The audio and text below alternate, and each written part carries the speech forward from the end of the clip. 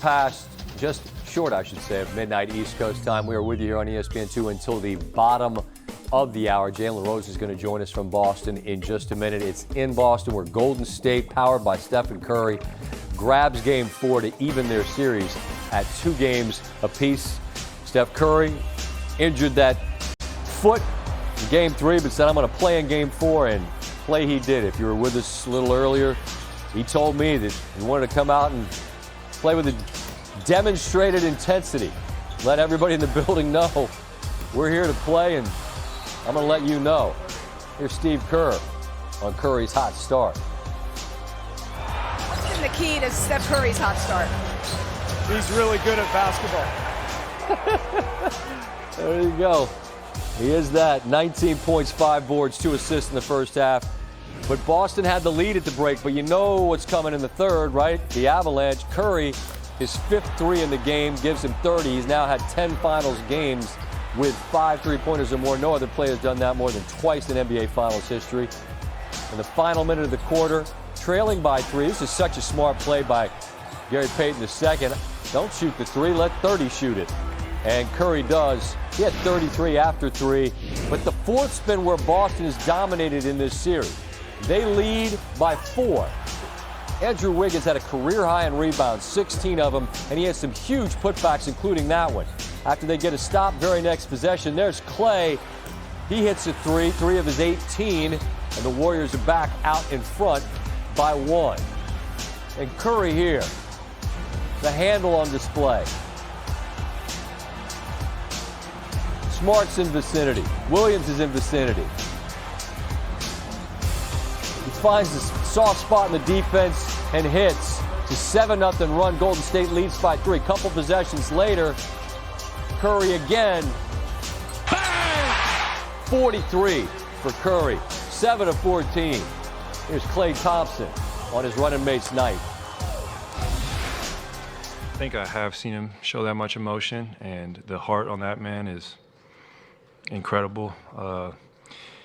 You know, the things he does, we kind of take for granted from time to time, but to go out there and put us on his back, and I mean, we got to help him out on Monday. So wow, just showed why he is shocking. He wasn't a first team All-NBA guy, but whatever. Next year. Another question in the back. Hey. Hi. Tal from Haaretz newspaper in Israel. Marcus Smart made a huge 3-point shot on the buzzer in the fourth quarter, and then you responded with a 3-pointer, Steph as well. Can you take me back to these moments? What made you change the game like that? You know, I got some great looks all night, and come playoff time, especially in the finals, it's hard to get good looks. Teams are going to blanket us. So when you get that little, you know, space, you got to let it fly. But in this league too long to ever doubt myself, especially in the highest pressurized moments. You just got to let that thing go and trust your work, trust your touch. And luckily I made them when they counted. Still thinking about that one I missed on the left wing. Great pass from Andrew, but luckily I got Draymond who made an incredible rebound, and I'll make it on Monday. From Kendra here up front. Let's head back out to Boston and say, well, now we can say good morning East Coast time to our friend and colleague Jalen Rose. And Jalen, I just want your thoughts on Steph as well. I mean, you've seen remarkable performances. We've talked to every guest, including Steph himself, about the night. What was most impressive to you about what he did? The most impressive things, SVP, was that he understood that if the Golden State Warriors lost today, that they were going to win the series. They weren't coming back trailing 3-1. He knew that, they knew that, and we all knew it.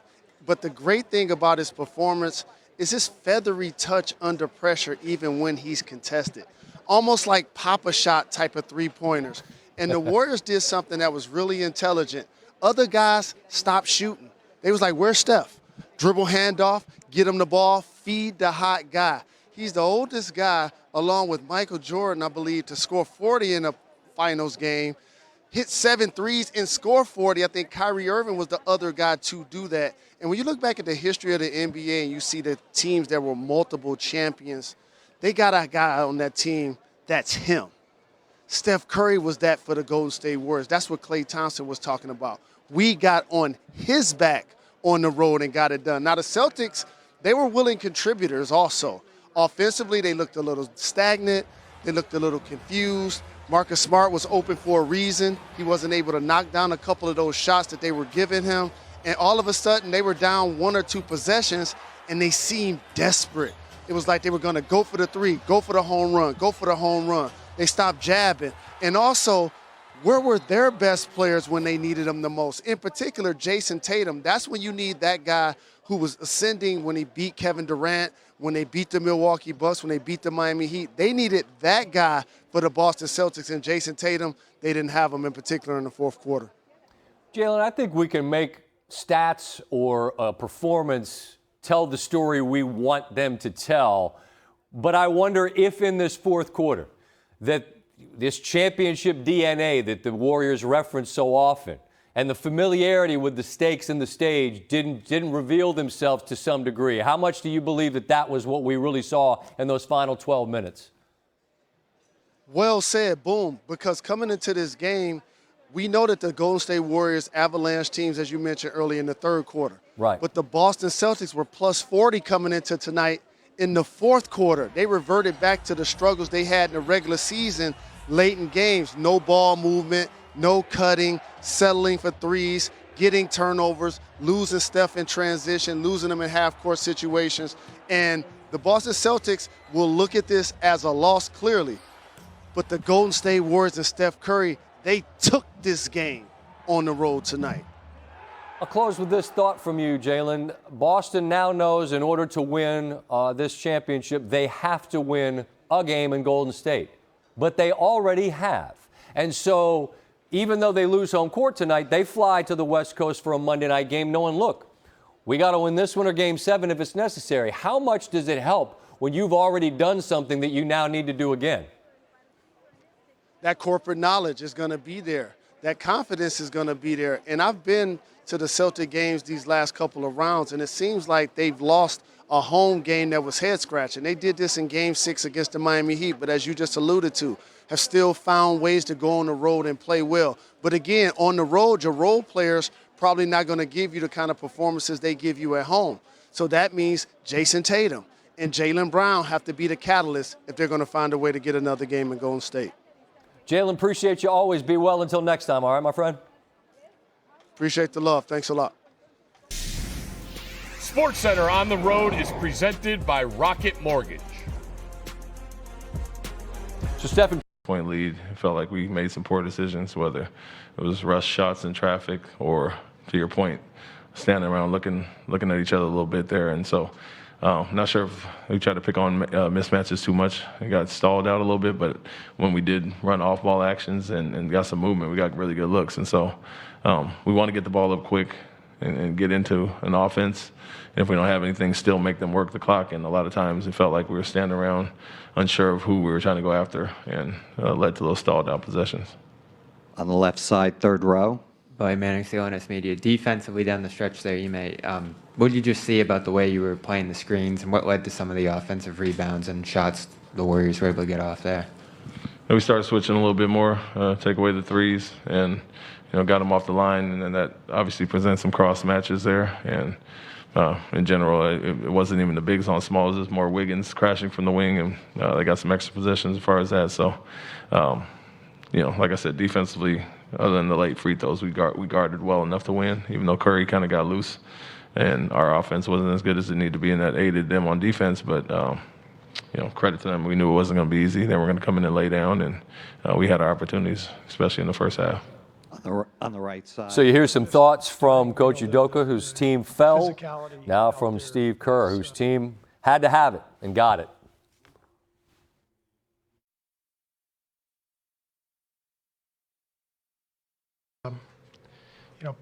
Pretty dramatic. I mean, Boston's got obviously best defense in the league, huge and powerful at every position. And, for Steph to take the, that kind of pressure all game long and then still be able to defend at the other end when they're coming at him. It shows you. I think this is the strongest physically that he's ever been in his career, and it's allowing him to do what he's doing. Continue on to Kendra. Kendra Andrews, ESPN. Stephen was, very emotional and very outwardly just showing lots of emotion. When he is displaying that kind of feeling throughout the entire game, just what